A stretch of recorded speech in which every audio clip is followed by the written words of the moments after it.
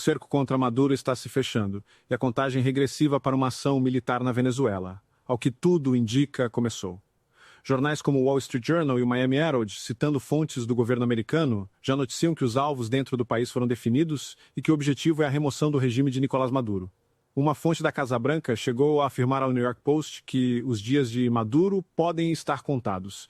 A gente precisa ir direto ao que interessa, porque as notícias que estão vindo de Washington não deixam mais espaço para dúvida. O cerco contra a ditadura de Nicolás Maduro na Venezuela se fechou de vez.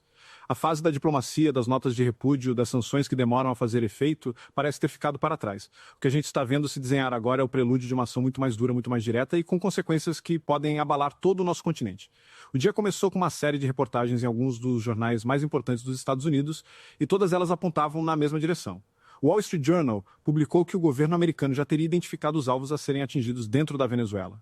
E que alvos seriam esses? Bases militares, aeroportos, portos, toda a infraestrutura que, segundo as investigações americanas, é usada pelo Cartel de Los Soles, a organização de narcotráfico que seria comandada pelo próprio Maduro e por seus generais. Pouco depois, o Miami Herald foi ainda mais longe.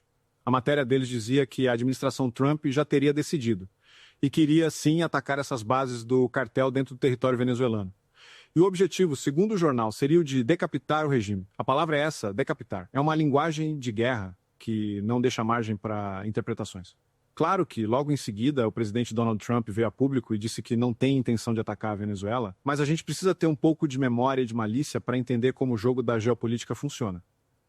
A gente se lembra que, poucos dias antes de os Estados Unidos bombardearem as instalações nucleares do Irã, mesmo Trump disse que daria 2 semanas para os iranianos negociarem. 2 dias depois, os bombardeiros B-2 já estavam sobrevoando o espaço aéreo iraniano. A negativa de Trump, nesse contexto, para mim, soa muito mais como uma cortina de fumaça, uma forma de despistar, do que como uma promessa real de paz.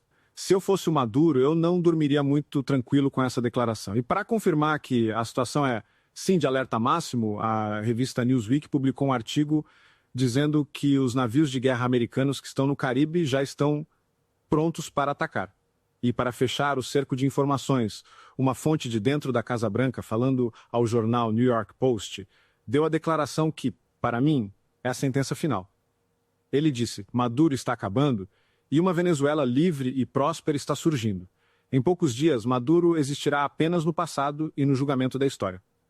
Quando uma fonte do centro do poder americano diz que os dias de um ditador estão contados, a gente precisa levar isso muito, muito a sério. E o desespero do próprio Maduro é a maior prova de que a ameaça é real. O que a gente soube do jornal Washington Post é que ele enviou uma carta desesperada para o seu padrinho, o presidente russo Vladimir Putin, implorando por ajuda. Ele estaria pedindo mísseis, radares, aeronaves modernizadas.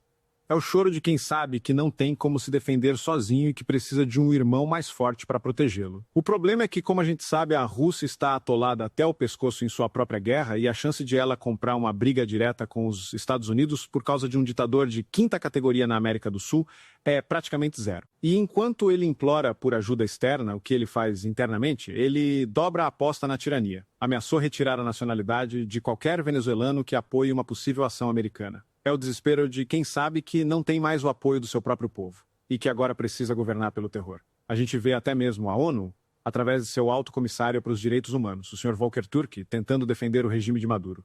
Ele veio a público condenar os ataques americanos às narcolanchas no Caribe, dizendo que eram inaceitáveis. O curioso é que esse mesmo Sr. Volker Turk foi quem, dias atrás, se disse horrorizado com a operação da Polícia do Rio de Janeiro contra o Comando Vermelho. Parece que, para a ONU, a preocupação maior não é com o terror que os narcotraficantes impõem à população, mas sim com as ações que tentam combatê-los. É uma inversão de valores que, infelizmente, já virou a marca registrada dessas organizações internacionais. Mas enquanto a ONU chora e o Maduro treme, a oposição venezuelana, a que realmente importa, parece ter escolhido o seu lado. E não é o lado do diálogo. O Henrique Capriles, um líder mais antigo da oposição, até tentou defender a via da negociação. Mas a grande líder da oposição hoje, Maria Corina Machado, deu o recado. Ela disse que confia na administração Trump e, de forma muito clara, dispensou a ajuda do nosso presidente Lula, que se ofereceu para ser o mediador da crise. A Maria Corina lembrou que o Lula não foi capaz nem de garantir a segurança da embaixada brasileira em Caracas, quanto mais de mediar um conflito dessa magnitude. Foi uma humilhação diplomática para o Brasil, um recado de que o governo Lula, por sua amizade com o ditador, não tem mais nenhuma credibilidade para atuar como um agente da paz. O que a gente está vendo, ao que tudo indica, é a fase final de uma longa operação. Uma operação que começou com sanções, que passou pela delação do Hugo Carvajal, que expôs as ligações do regime com o narcotráfico e com outros governos de esquerda na região, e que agora chega ao seu clímax, com a ameaça real do uso da força. E a gente precisa entender que, para o Trump, essa não é apenas uma questão de política externa, é uma questão de segurança interna. Ele acusa o regime de Maduro de ter esvaziado suas prisões e enviado criminosos, membros da gangue Trem de Aragua, para dentro dos Estados Unidos. Para ele, é uma forma de guerra irregular. E a resposta, portanto, tem que ser à altura. O que me parece é que a contagem regressiva realmente começou. A gente não sabe se a ação vai acontecer amanhã, na semana que vem ou no mês que vem, mas todos os sinais, todas as fontes, todas as movimentações apontam para a mesma direção, a de que o fim do regime de Nicolás Maduro está próximo. E a queda dele, como a gente já conversou aqui, não será apenas a libertação do povo venezuelano. Será um terremoto que vai abalar as estruturas de toda a esquerda latino-americana, que por anos se alimentou e foi financiada por esse narco-regime. O recado da congressista Maria Elvira Salazar, em sua rede social, resume perfeitamente o clima em Washington. Ela disse: Maduro queria um Natal antecipado, mas o Halloween sempre vem primeiro. Ao que tudo indica, o dia das bruxas do ditador está prestes a chegar. Essa história toda é um alerta máximo para o nosso continente. A queda de um ditador pode estar próxima e as consequências disso serão gigantescas. E agora eu quero saber a sua opinião.